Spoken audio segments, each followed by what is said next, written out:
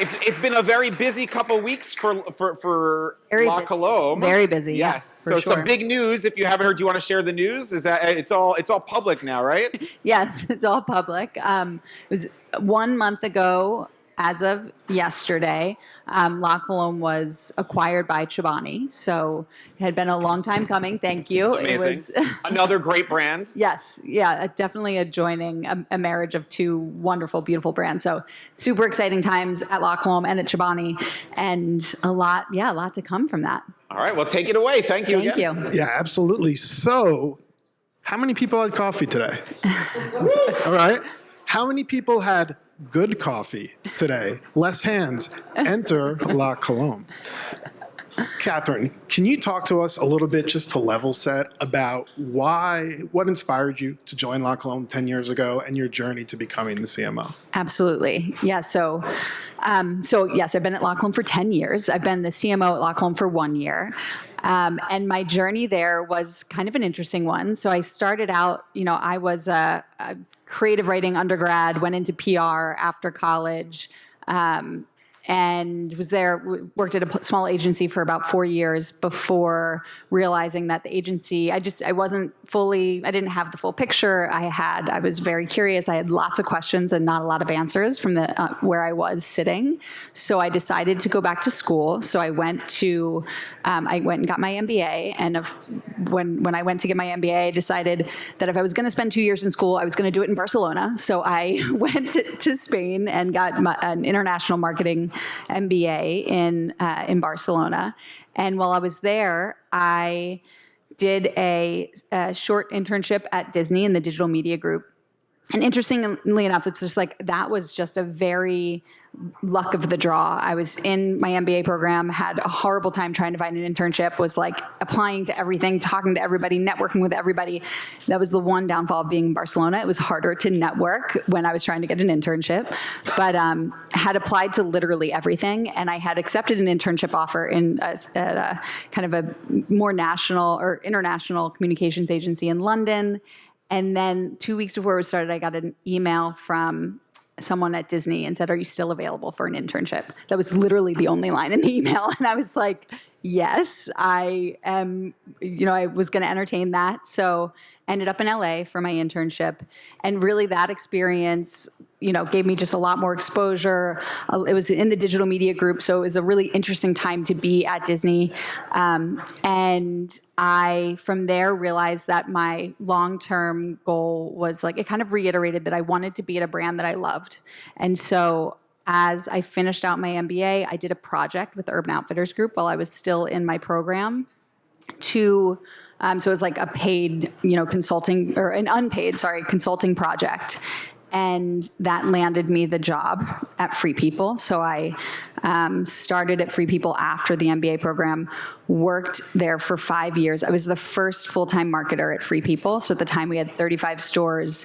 There was Facebook, no Instagram. There was very early content. Blogs were huge.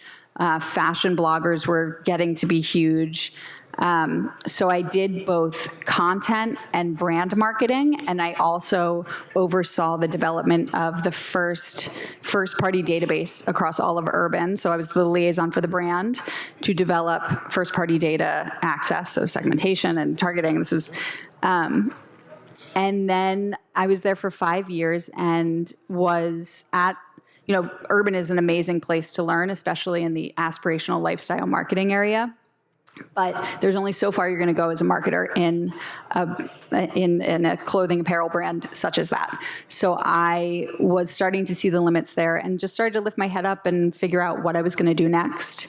I happened to be reading an Inc. magazine as I was traveling, and there was an article in it, and it was about the 10 most audacious companies in the United States, and La Colombe was listed as one of them. And this was 2013, 14. So La Colombe had 7 cafes. I knew it as a cafe. I'm from Philadelphia. I went to the cafe every week and got a coffee on Saturday, but it was not a brand in my mind. It was a single cafe and maybe sold coffee into restaurants.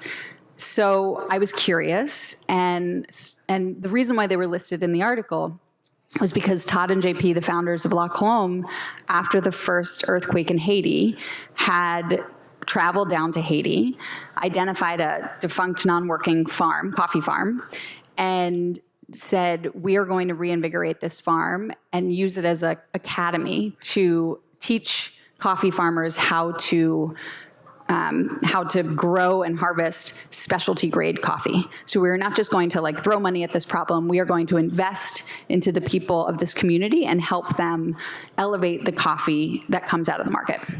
And so, important point to jump in on. So you're coming in with a background in lifestyle, experiential, to work essentially for a coffee shop and a coffee brand. Right. But maybe that's not exactly how it turned out. So can you talk us a little bit through your evolution there? Yeah, absolutely. Yes, not at all the way it turned out, right? So I reached out to the founders and I just said, I'm interested in learning more about La Colombe. Obviously you have big aspirations because you're listed in this article. So how are you going to get from here to there? And about a year later, they took on their first investment to grow cafes. So they had 7 cafes at the time. They wanted to grow to 105 over the 5-year period. So I was actually a good candidate for that position, right? I came from retail marketing. I grew along with Free People and their store count. So it made a lot of sense. So I got the job. About 6 months into that job, into the gig, which was the first marketer at La Colombe, which was like, it felt a little bit like I was resetting, but also I had none of the shared resources that Urban had. So it was like a much different environment. So, got the job started, and about 6 months into that, Hamdi Lakaya, the CEO of Chobani Yogurt, he had met Todd, and they started talking about coffee and using coffee for a Chobani cafe. And Hamdi invested in La Colombe, bought out the initial investors, became on as our investor, and we started the CPG part of La Colombe. So the new business unit, new product, developed the draft latte, the can. Hopefully you've all tried it at some point in your life. And it was the CPG journey from then on. So I was a retailer lifestyle marketer for many years, and then the past really 8 years have been 90% focused on CPG, growth, product, marketing, but we are an omnichannel business. Sure. So obviously the complication. Sure. And so, I think that's fascinating. Most CPG marketers, they come from kind of classical training of CPG. You're clearly doing something right. And so I'm really curious if you could share with us what from kind of your lifestyle, experiential marketing background, were you able to transition into your CPG marketing experience that you think stands out and allowed you to be successful? Yeah, absolutely. So I think a lot. I think this has been one of the things that I felt definitely like an imposter for many years while I was trying to get into CPG marketing. Came from a lifestyle marketing background, worked in retail, had first-party data at my fingertips. It was a much different world, but it was at Free People, it was a lot about experiential, storytelling, content creators, everything. Like the product changes so often. Every month you have new drops. Every day we had new drops on the website. So it was really about like leveling up, thinking about the aspirational lifestyle. What is the world that the customer wants to exist in? How do we talk to her? And in CPG, it's like, it can be the polar opposite where you get so nitty gritty close to the product, which is hugely, hugely important, right? The product is king in both worlds actually, but you're so close to the product attributes, the reasons to believe, what's important, the look and feel, the taste, all of the ingredients, things like that. And it is, so you can get so laser focused on that and then forget, like, who is the consumer that we're talking to? What do they aspire to do? Where do they aspire to live, eat, work, play? And how do we connect with them on that level? So it was very much it's very much every day about using the lifestyle marketer in me from an experiential storytelling branding level into how that shows up in a CPG environment, whether it's in retail, retailer media networks, as they were just talking about. So like different tools and tactics, but very much a similar approach. So, and I'm guessing this is from your Disney background, but when we prepped for this call, you talked about a quote that really resonated from you. It was a Michael Eisner quote. I'm going to paraphrase it, not to butcher it, but a brand is a living entity, and it is enriched or undermined cumulatively over time, the product of 1,000 small gestures. And so when we think about omnichannel specifically, how do you balance the ability to talk to your DTC consumers, your cafe consumers, your in-store brick and mortar retail consumers, the people that buy you a subscription on Amazon, talking to them all in a contextually relevant way while at the same time consistently delivering on both the La Colombe brand values and vision? Yeah. The 1,000 small gestures is the thing that caught me about that quote years ago, and is kind of a guiding principle for me. And so I think about both, the North Star as being, there's two tools to use in the roadmap, right? So it's the North Star. So we want to pursue excellent coffee and make it accessible to all. And then when I think about how, like what the map is, I think about 1,000 small gestures, because every place a customer or interacts with the brand or the product or the experience in a cafe environment or a restaurant environment has to be thought out, has to be elevated. And so it is the 1,000 small gestures is almost like, it's to stay close to the details and understand that every interaction matters. And so when I think about, and this also is thinking about this on the train ride up, it matters because our products across the omnichannel business, so across cafes or CPG, are different. Like we sell roasted coffee online, mostly. We sell ready to drink too, but roasted coffee is the hero. And then we sell a finished prepped drink in our cafes. So how does the 1,000 small gestures matter in a cafe and also in a can when you pick it up on a retail shelf? And so it's like, starting out as the hero, it's about the pursuit of excellence, of excellent coffee. And so we're constantly, is it the right ingredients? Is it the right tactile feel of the packaging? Is it, when we do a shelf blade in a retail store, does it show beautiful, delicious, texturized, like thinking about those small details, this 1,000 small gestures, like, are you seeing the foam and the froth that you're going to drink? And then also in a cafe, it's about the delivery of the product over the bar and how a barista interacts with you at your local cafe. And that's why, you said, did everyone have good coffee today? Did everyone have good coffee? Like, unless you had La Colombe, probably not. But did everyone have a good cafe experience? It's like there are so many cafes in the world and so many different experiences. If you walk into a Starbucks and it's very much an assembly line, and a lot of cafes, you go over to, after you get your coffee, what at La Colombe they send you over to Sugar Island, and you can like put your fixins on away from the bar, away from the barista, in your own little corner, because I put sugar in my coffee, no one should know. Like, it's like, that's not the way we do it. We have a setup. We call it's a setup on the bar. You stand, the bar is long. It's like a more European style experience, and you interact with the barista, and that interaction might be eye contact. It's not like you're having a long conversation, everybody's busy, we get it, but there is not a send away, be embarrassed about how you take your coffee. Like, it's just about a vibe and a gesture, right? The gesture is the setup. And it's so funny you say that. So we had a prep call leading up to the holidays, and great conversation, talking to my wife after, and she goes, when I was finishing up my PhD, I spent a lot of time at La Colombe on Lafayette and Fourth, and it was the first time in the United States that I had what I would consider high-quality European quality style coffee. Yeah. And so hearing you say that, I didn't tell you that, Yep. so it totally resonates. Yeah. So we've talked a little bit about what you've done, but let's look forward. So we talked, La Colombe is a disruptor, right? But in more ways than one. So if you're a coffee company and you really want to scale in the US, for the most part, you have two avenues. You get acquired by JAB Holdings, who owns like Keurig, but they also quietly own Stumptown, for example, or you get acquired by Nestle. So La Colombe did something a little bit interesting, which was you've developed a partnership with Keurig Dr. Pepper for distribution support. And as we just talked about, we're acquired by Chobani.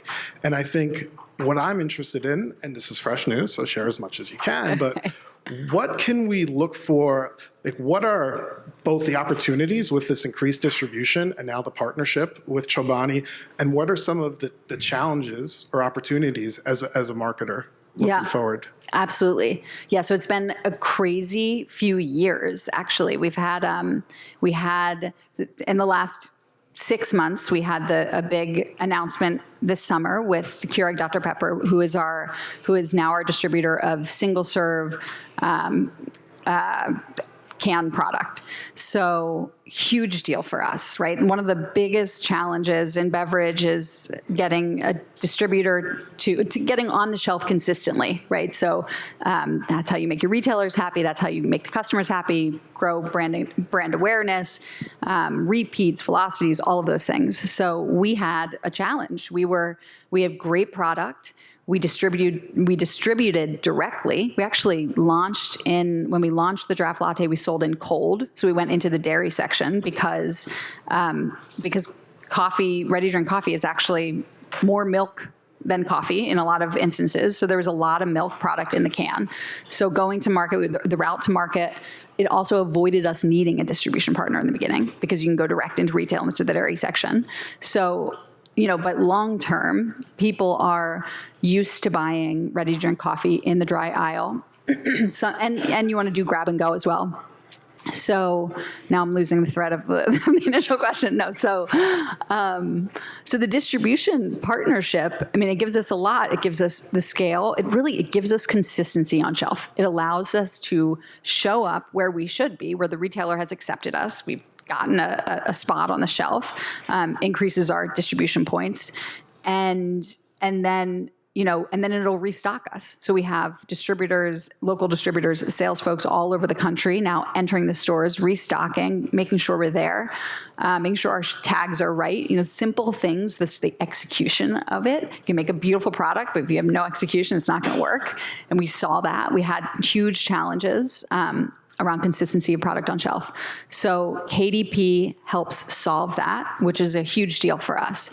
We're shipping our first round of product through the KDP network in February. So we're also, you'll see some updated refresh packaging on the shelf when we get out with the KDP network. So super exciting. And now, so Hamdi actually has been involved in La Colombe since 2015. He came on as an investor. Is it true that he worked as a barista? No. He would though. He would definitely get behind the bar and do some things. He likes to get into the weeds of doing it and truly understand everything from top to bottom, which is awesome. So he had experience with La Colombe about 2.5 years ago. He fully purchased the company. So he's been 100% owner for about 2.5 years here. He's our executive chairman. And then last month, we had been working with the Chobani team over the period of time for Chobani to fully acquire La Colombe. And so the opportunities that gives us is that Chobani, tried and true execution in retail, especially cold. We have big 42-ounce bottles of cold brew in addition to the cans that we sell. So I think their ability to help us there, just from a distribution execution standpoint, will be amazing. And then also their reach and awareness and relationships with the retailers will help I think, grease the wheels and make the path a little bit easier into those conversations. In addition to the JAB, the Nestle's of the world, there were a lot of conversations that we had with how we were going to fund growth over the 10 years that I have been at La Colombe. And not all of them were super attractive to me. It was some where I was very nervous. And this was never that, right? Like Chobani is a like-minded, truly, they care about food. They make amazing product. I mean, so knowing that we're kind of in good hands in that sense is really important. It sounds a little bit like a full circle moment in that the same things that inspired you to join La Colombe are now exciting you about the future. Absolutely. So we have about 2 minutes. I'm just going to ask one question before we turn it over, open it up for questions. But let's talk 420. And of course, what I'm talking about is National Cold Brew Day. What do we have in store? Last year, I think, was your first integrated campaign. Yes. Anything big this year? Yeah, absolutely. You didn't tell me you were going to ask me this question. I should have known it. Yeah, 420 is generally our kind of like coming out moment for the brand. National Cold Brew Day, cold brew, draft lattes, that's our big hero. So, we are, I kind of mentioned, we're working on a bit of it's not a full rebrand, but there are touches to our brand that will be apparent to anybody who's paying attention. And I think, and we will put dollars behind that to make it, to make, more people know about it. And interestingly enough, we're kind of circling back, right? Like we want to ensure that the cafe experience, the draft latte can experience, that there are threads all the way through every place that the brand shows up. So I would say the expectation is like a little bit nod back to heritage. I mean, we're a 30-year-old brand, even though we were small for many of those years and we're on a high growth trajectory, but are the nods back to how do we ensure that craft, credibility, great coffee shows up, not just in our cafes, also in the draft latte, also in the bottles, and then how do we get that in front of a ton of people? So a campaign will come out. Yes, absolutely. We'll keep our eyes open. Yeah, keep your eyes open. Do we have time for one or two questions? In the back, sure. Thank you so much for being here today. My name is Sam. I'm from Snapchat, and I'm a massive La Colombe fanatic. Like, I was working down in Soho in 2013, and it was a daily ritual to go to the La Colombe down there. Amazing. I always loved the real plate, long silver spoon, a little individual for the half and half. That's the setup. And that it used to be a red eye cold brew, which was just obviously the greatest thing to any working professional in New York City. I now will drink it 365 days a year. I have the large format blue bottle in my fridge at all times. Scaling and maintaining consistency has to be a really delicate balance. You're scaling to 105 stores, probably well beyond that at this point. How do you keep that experience alive? Starbucks' initial vision was that third place. You talked about how they're more of a conveyor belt now. How do you think about balancing all of the different parts of that customer touch point? CPG marketers, especially ones who control maybe the full funnel with an online presence, think DR. You have an in-store presence. You have to think brand. How are you possibly maintaining all of that as you think about the future? Yeah, it's a lot, especially when I want to be about 1,000 small gestures, right? So, one, we have 32 retail locations right now, so smaller than you would think. Although I think that there will be more La Colombe cafes to come, and I mean, it's really if we start with the product and ensuring that. Because La Colombe, it's always been about simplicity of product. So you don't go into a La Colombe and get every single possible drink that you could ever possibly imagine. And not to say that I understand that some people, you want to offer everything for everybody, but that's just not what we do.